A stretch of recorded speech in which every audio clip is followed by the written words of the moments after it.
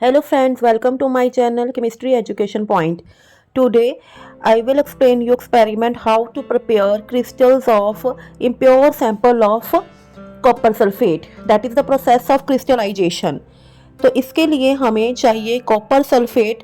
Students 3 to 4 gram copper sulphate powder जो है वो वॉच ग्लास में लेंगे with the help of spatula. तो हमने इसे वॉच ग्लास में ले लिया है। अब हम एक बीकर लेंगे जिसमें 20 मिलीलीटर वाटर लेंगे और उसमें हमें कुछ कॉपर सल्फेट पाउडर जो हमने वॉच ग्लास में लिया है उसे डिज़ोल्व करना है।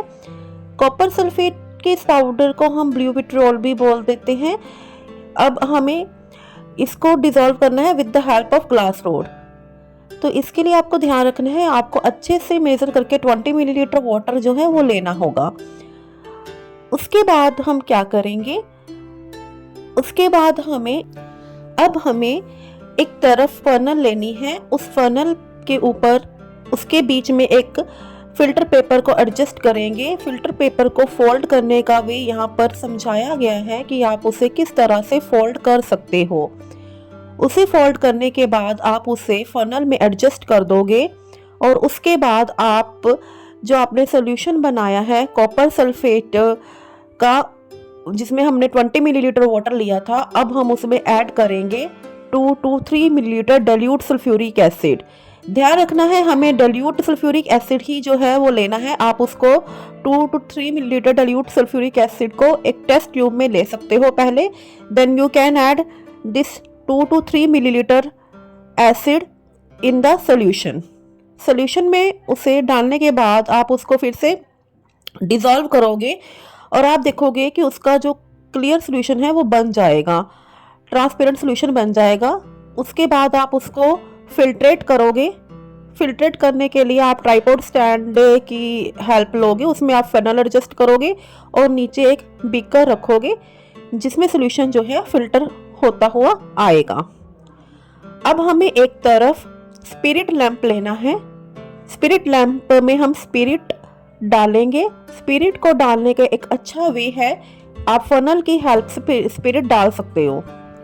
अब आप उस स्पिरिट लैंप को बंद कर दोगे और उसे ट्राइपॉड स्टैंड के नीचे एडजस्ट करोगे। अब जब आप उसको ट्राइपॉड स्टैंड के नीचे एडजस्ट करोगे, उसको लिट करोगे। अब आप उसके ऊपर वायर गोज रखोगे। वायर गोज सेट करने के बाद आप उसके ऊपर चाइना डिश रखोगे। चाइना डिश में हमारा वो सोल्यूशन होगा कॉपर सल्फेट का जिससे हमने बीकर में लिया था। हमने अब उसको ट्रांसफर कर लिया है चाइना डिश के अंदर। अब हम उस सोल्यूशन को इवेपोरेट होने देंगे, थोड़ा बॉयल होने देंगे जब तक उसका क्रिस्टलाइजेशन पॉइंट नहीं आ जाता। हम क्रिस्टलाइजेशन पॉइंट को कैसे चेक कर सकते हैं? क्रिस्टलाइजेशन पॉइंट को चेक करने का एक तरीका होता है जिसके लिए आपको कम से कम 30 मिनट्स और 20 मिनट्स आप कह सकते हो वेट करना होगा। 20 मिनट्स वेट करने के बाद आप एक ग्लास रोड लीजिए। उस ग्लास रोड को आप डिप कीजिए सोल्यूशन के अंदर जब तक वो सोल्यूशन जो है आपका 1/3 जो है रिड्यूस हो जाना चाहिए। आप जब उसको डिप करोगे तो आप देखोगे कि उसके ऊपर कुछ क्रिस्टल्स आपको नजर आएंगे।